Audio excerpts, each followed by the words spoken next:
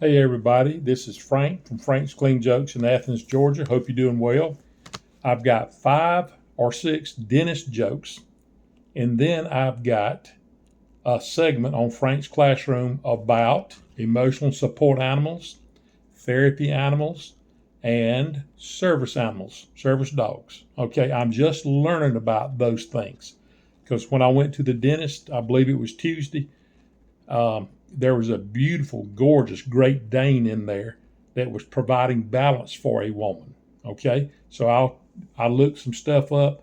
I don't know a whole lot about it, but I do want to shed a light on how valuable animals can be to humans. All right, so here we go. All right, I went to the dentist one time, and the dentist was terrible. I think he needs to brush up on his skills. In court, dentists tend to make good witnesses because they tell the truth, the whole truth, and nothing but the truth. No wonder dentists are sad because they spend a lot of time down in the mouth. The best time to book a dentist appointment is 2:30. 2:30. So when you really got pain and you need some immediate relief, you need an appointment. 2:30. 2:30. All right. Who is a dentist's favorite rapper? Rida, like fluoride. Okay. Now, I'm not into the rapping, but it seems that the song I used to hear sometime, Rida, that was by somebody else, like T-Pain, I think, or somebody. But this guy, Rida, had a single called Low in 2007 that was #1. So instead of rapping, what I like is unwrapping, like presents on Christmas and my birthdays. So I'm more of an unwrapper than a rapper. All right, so let's go right on into a little bit more about the dentist. All right, what I have found it over the years to be kind of frustrating dealing with cost of dental stuff, because even though I have my Anthem Blue Cross Blue Shield through Chick-fil-A that pays 20% on crowns and fillings and so forth, a lot of times I'll get to the office and say the cost is $800. They'll want me to pay the $800. I'll say no, my part is 20%. And so what I started doing is going ahead and getting stuff pre-certified. All right, I've got an upcoming dental appointment. I've got the pre-certification. I've already been over to the office. I got them to talk with the office manager or whomever, and they ran it off.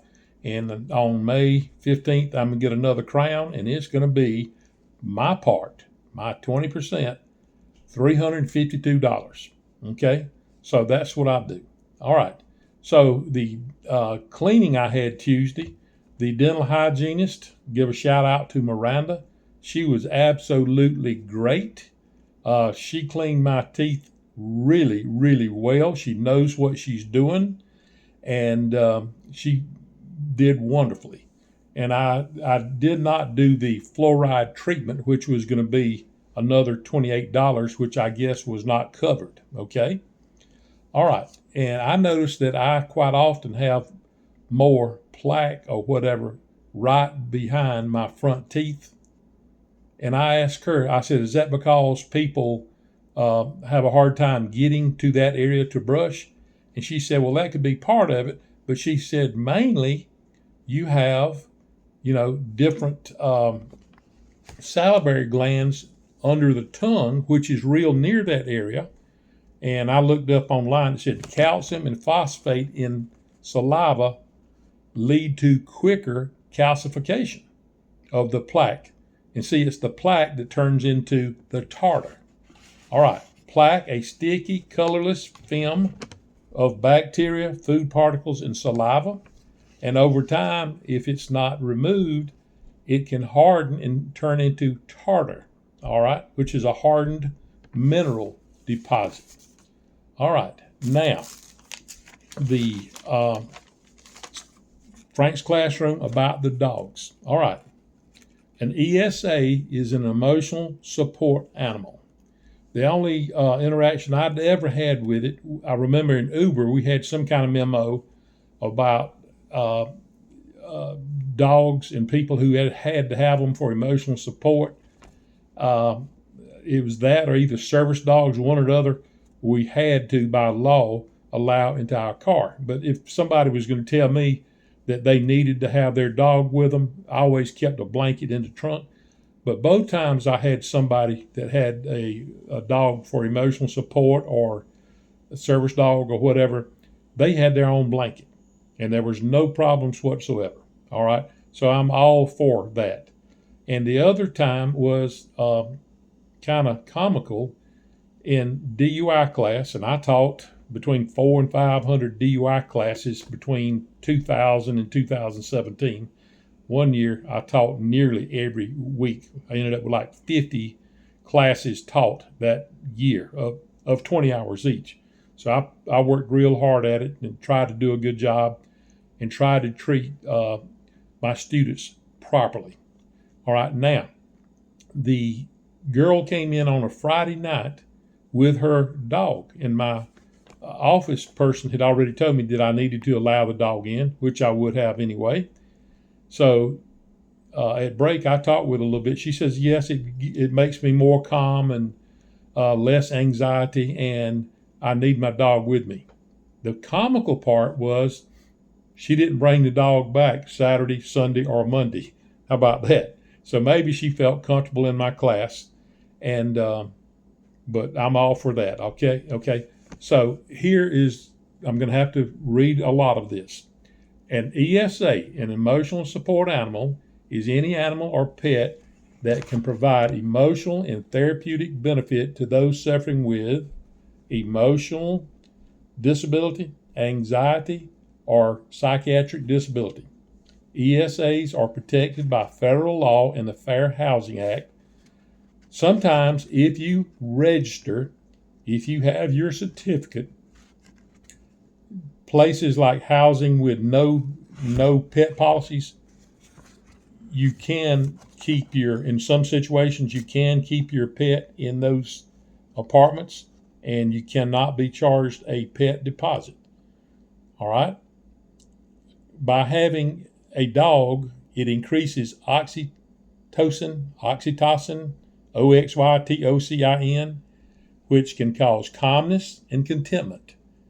Other things that having a pet can help with, or an emotional support animal, it can decrease cortisol levels, reducing stress and anxiety, decrease loneliness, increase social interaction. It can normalize heart rate and blood pressure. It can decrease depression and increase pleasure. All right. So I thought that was pretty good what that can do. All right. Now, what's the difference between an emotional support animal, therapeutic dog, service dog? All right. Here's the basic, just off of the internet. All right. The most common emotional support animals are dogs and cats. And some of the things that can happen is you can get ESA approval. So here's what I want you to do. Talk to your doctor and say, how do I get a certificate or ESA approval? What can you help me with? Because I have anxiety, I have trouble dealing with stress, or whatever your emotional need is. I would talk with my doctor first. I did try looking up stuff on the internet, and it's got all these sites trying to get you a certificate, but they're going to charge you money. One of them was for emotional support, $112, and the other one is if your dog was a travel dog, $112. And supposedly that was a discounted amount. All right. So ESA, emotional support dogs, are real good, real helpful. Therapy dogs, they are used in hospital settings, rehabilitation facilities, and after natural disasters. So both ESAs and therapy dogs can be petted or hugged. All right. The third category is service dogs. Service animals are defined by the American Disabilities Act as any dog or animal that is individually trained to do work or to perform a task for an individual. All right. And these could include helping a person with physical tasks, improving their sensory perception, helping with psychiatric problems, helping with intellectual problems, or any other mental disability. All right, the woman that was in the dental office had a Great Dane, a beautiful, gorgeous dog. I mean, that dog was unbelievable. All right, and the dog, when the woman walked to the restroom, this dog was so big. They're called gentle giants, but she had a breeder breed that dog in particular to be big boned, a big dog. When she walked to the restroom, the woman did not have to lean over at all. The dog was so tall that standing up, she could just put her hand on the back of the dog's back for balance. And I said, so your dog is for balance? She said, yes, and for other needs. And I didn't go into that. Okay. All right. So here's some things that a service dog can do: pull a wheelchair, retrieve dropped items, alert a person to certain sounds, remind a person it's time to take medications, or even, how about this? This is pretty cool right here. Press an elevator button.